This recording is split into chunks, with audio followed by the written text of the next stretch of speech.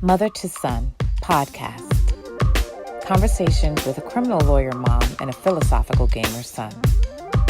Episode 1. Is disrespect ever cute?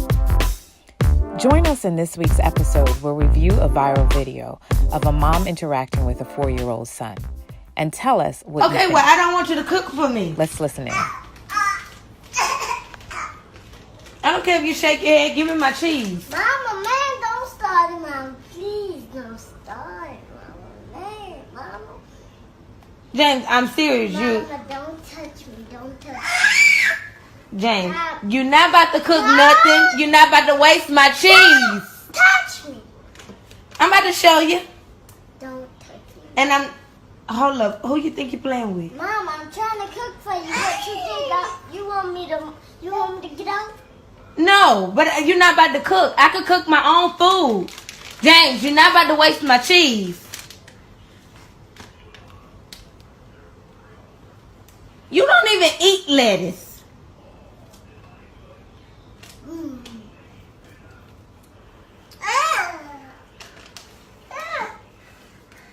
Okay, now give me the cheese. Okay, Mama. Let me cook for you. You're not about to cook and you put that lettuce back in my stuff. You serious? Mama, don't start it today, Mama. No, Mama. No, you don't start it today. I'm not about to do this with you. I ain't starting it. You starting it today. I'm trying to cook for you. I don't need you to cook for me, James. I can cook for myself. Don't you pour that cheese in my stuff. Mama, don't. James, you don't even know how to make a salad. Yes, I do. No, you don't. Yes, I do. I learned myself to do. How you gonna learn yourself how to cook a salad? Make a salad. Give me my stuff. So I wrote something that I want to read to you that's going to be my response to the video. Okay? You ready? Whether the argument is between the parent and child or between siblings, arguments are the most troubling behavior for most parents. As a parent, avoid the temptation of getting pulled into an argument with your child. In these moments, keep in mind the purpose the argument serves for the child. It gives him the power and the perceived notion that he can challenge you. Arguing and fighting levels the playing field and supports the idea that you and your child are peers. While that's cute or comical at 3 and 4 years old, if this interaction continues in this way between the mother and son, it won't be so cute when he's 12 or 13 years old, when mom can no longer physically control him. Think about it. When your child is engaging in disrespectful behavior, think of how I would want him to act at 10. Is this how? If it's not, then change the dynamic. Or, in the words of James Lehman, you don't have to attend every argument you're invited to. Walk away. Why do you specifically address the males and the boys? Oh, like when I said like him and... Yeah, and the boy.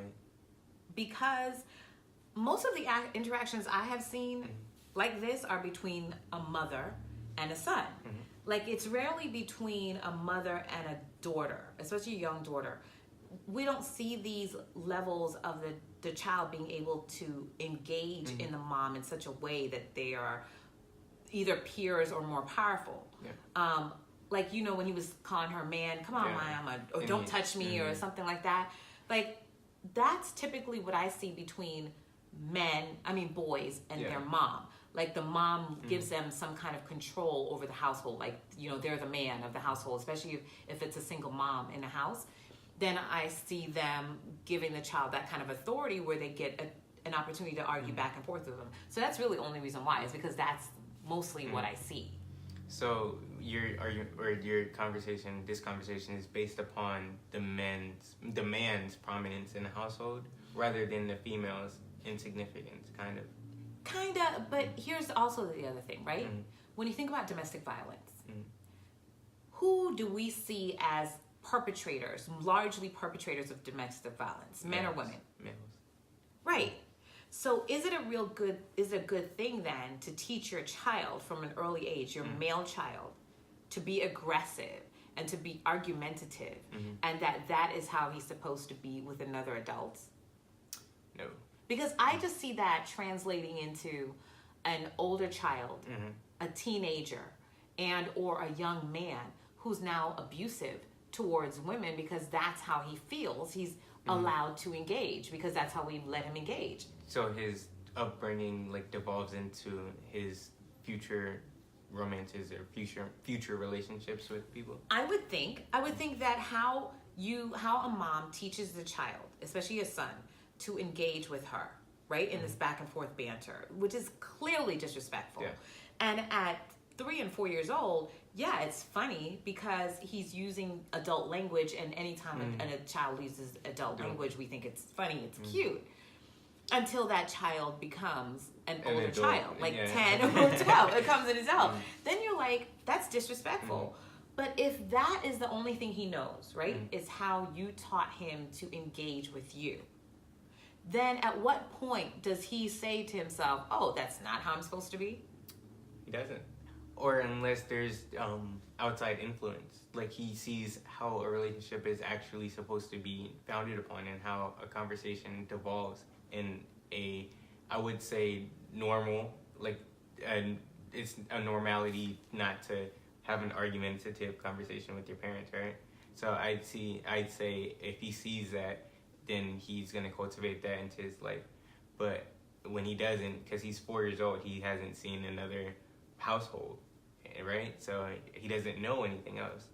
So I guess until he sees that and he recognizes his deficits, then I also think that the girl's prominence in the family household has a much more significant impact in relation to the guys. Like, if a girl's raised the same way, then she'll have negative consequences on her future family.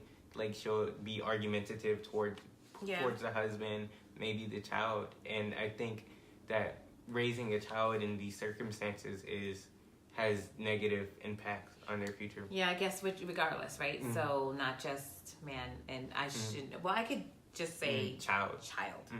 I guess I'll rather just say than child. Specifying it. Yeah, because any child that's disrespectful to the parent, that learns to be disrespectful, is going to grow up being disrespectful. Yes. Yeah, blah, blah, blah, blah. You know what I would have done to Reese's behind if he had shown me this kind of disrespect?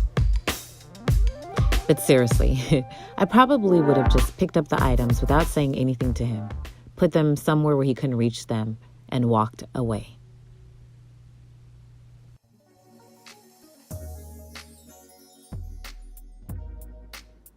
I remember one time Reese was trying to argue with me, and he called me bro, whatever that word is.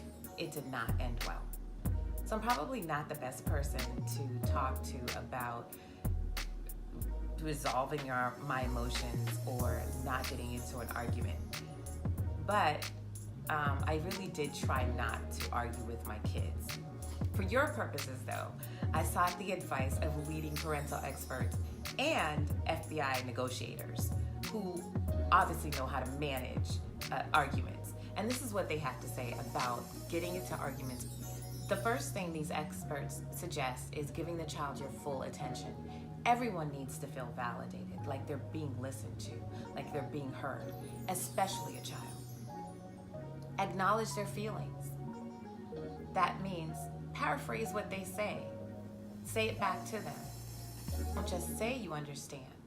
Show them that you understand. Give their feelings a name.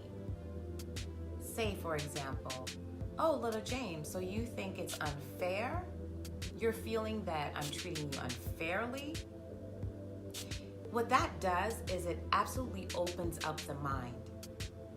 I had a friend who is a project manager, and she gave me the best advice one time. She said, whenever you need to resolve something or whatever you're feeling, give it a name. Once you give it a name, then you can come up with any kind of solution for it. And lastly, ask questions. You want to resolve the underlying emotional need in order to get to a logical discussion that helps them come up with a solution for their emotions. If nothing else, it'll completely confuse them. Kids fill us with 121 questions all the time. Ask them back a few and give them a little taste of their own medicine. I bet you'll stop the argument.